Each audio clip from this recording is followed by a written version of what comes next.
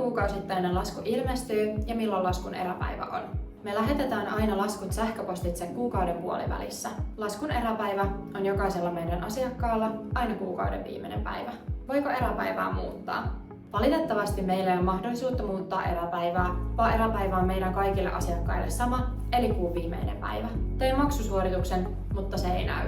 Maksusuorituksen rekisteröitymisessä voi mennä usein muutama pankkipäivä, eli ei mitään hätää, jos maksu ei ole rekisteröitynyt meille vielä eräpäivään mennessä.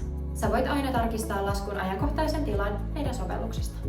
Kannattaa myös muistaa, että sulla on mahdollisuus tilata meiltä e-lasku suoraan sun omaan verkkopankkiin. Kun sä oot aktivoinut e-laskutussopimuksen, niin sä saat suoraan tiedon maksusta sekä eräpäivästä sun verkkopankista. Me ymmärretään, että laskujen maksaminen voi olla joskus vähän hankalaa. Tästä syystä me tarjotaan meidän asiakkaille mahdollisuus 2 maksuvapaateen 12 kuukauden aikana.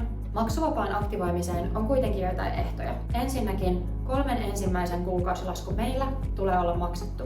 Jos sä oot jo meidän asiakas ja sä oot juuri saanut jälleenrahoituksen uuteen luottoon, niin ensimmäisen kuukausimaksun juuri jälleenrahoitetusta luotosta pitäisi olla maksettu.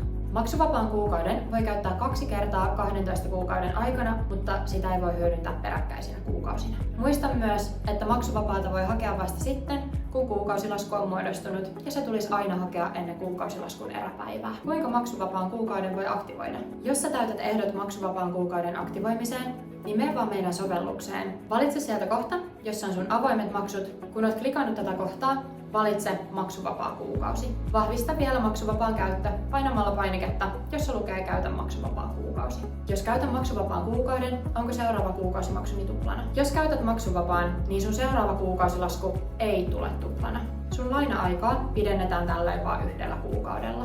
Kannattaa kuitenkin pitää mielessä, että lainalle kertyy korkoa maksuvapaan aikana, minkä vuoksi seuraava kuukausierä voi olla hieman normaalia suurempi.